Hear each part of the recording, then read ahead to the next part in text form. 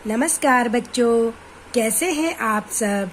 बच्चों, साइकिल की सवारी के लघु उत्तरीय प्रश्न हमने पिछले वीडियो में कर लिए थे। आज हम दीर्घ उत्तरीय प्रश्न करेंगे। तो बच्चों, इसका पहला प्रश्न है, अपने लड़के को साइकिल चलाता देखकर लेखक के हृदय में कैसे ख्याल आए। अपने लड़के को साइकिल चलाता देखकर लेखक के हृदय में लज्जा और घृणा के भाव आए, क्योंकि बच्चों उसका बेटा बहुत छोटा था और उससे छोटा होने के बावजूद उसने साइकिल चलाना सीख लिया, जबकि लेखक को साइकिल चलाना नहीं आता था। ठीक है, अब वे सोचने लगे, मूर्ख और गंवार भी साइकिल चलाते हैं, तो फिर पढ़ा लिखा होकर मैं क्यों नहीं चला सकता। क्या संसार में मैं ही नालायक रह गया। नालायक मतलब मूर्ख, जो साइकिल नहीं चला सकता। साइकिल चलाने में कोई मुश्किल भी नहीं है। कूद कर चढ़ो और ताबड़तोड़ पाँव मारो। ताबड़तोड़ पाँव मारने का मतलब है फटाफट पैडल मारना होता है। ठीक है, यदि रास्ते में कोई दिखे तो टन टन करके घंटी बजा दो। अगला प्रश्न है, साइकिल चलाना सीखने के लिए लेखक ने क्या क्या तैयारियां की। साइकिल चलाना सीखने के लिए लेखक ने अपने फटे पुराने कपड़ों को अपनी पत्नी से सिलवाया। साइकिल चलाने के लिए नरम भूमि वाला लॉरेंस बाग चुना। बच्चों, बाग का नाम है लॉरेंस।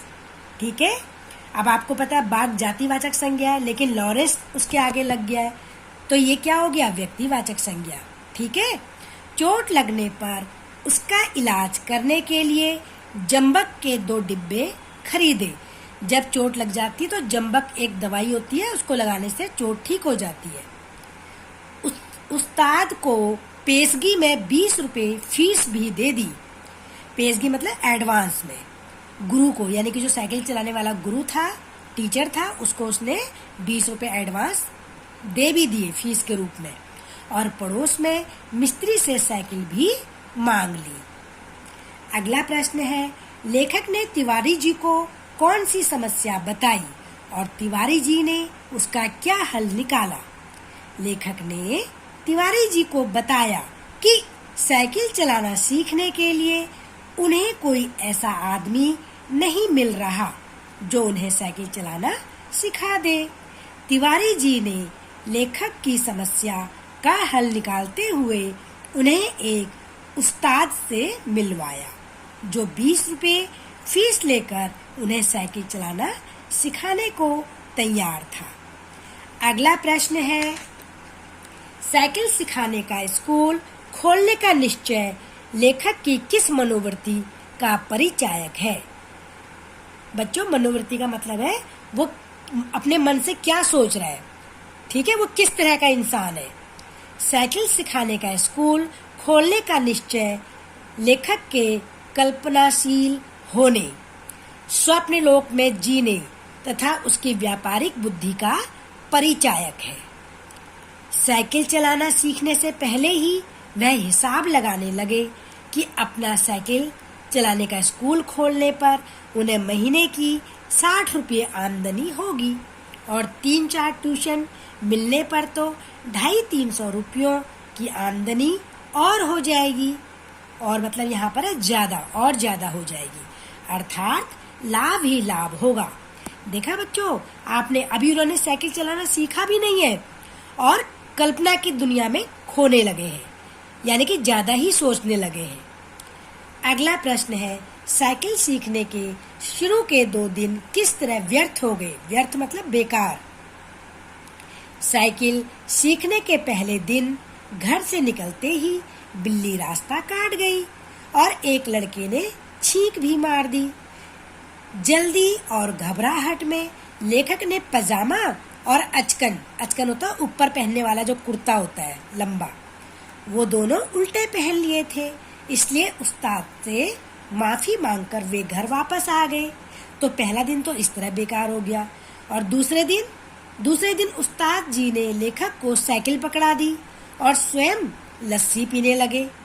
लेखक साइकिल पकड़कर चलने लगे, मगर 2 कदम आगे बढ़ते ही साइकिल उनके पैर पर गिर गई, जिससे लेखक भी गिर गए। इस प्रकार उनके पैर में चोट लगी और चोट लगने के कारण उनका दूसरा दिन भी बेकार हो गया। अगला प्रश्न है, मगर बुरा समय आता है तो बुद्धि पहले ही भ्रष्ट हो जाती है। यह कथन किस प्रकार सच है? बच्चों, इसका उत्तर है, मगर बुरा समय आता है तो बुद्धि पहले ही भ्रष्ट हो जाती है। यह कथन लेखक ने साइकिल चलाते समय तांगे के साथ होने वाली दुर्घटना के संबंध में कहा है। साइकिल चलाते समय अपने सामने तांगे को आता देख लेखक घबरा गया। अपनी साइकिल के हैंडल को थोड़ा सा घुमाने पर वह दूसरी तरफ निकल सकते थे, परंतु घबराहट में उनकी बुद्धि ने काम ही नहीं किया, जिसके कारण उनकी टक्कर तांगे से हो गई और वे बेहोश हो गए। तो बच्चों, यानी कि वो कर सकते थे, अपने हैंडल को घुमा करके दूसरी तरफ जा सकते थे, लेकिन घबराहट में उनकी बुद्धि ने काम ही नहीं किया। इस तरह से उनकी बुद्धि उस समय भ्रष्ट हो गई थी। तो बच्चों, ये दीर्घ प्रश्नों के उत्तर हैं। अब आप इन्हें अपनी नोटबुक में एक एक लाइन छोड़कर सुंदर सुंदर काम करेंगे और अपना ये काम पूरा आपका होना चाहिए। चलिए, धन्यवाद बच्चों।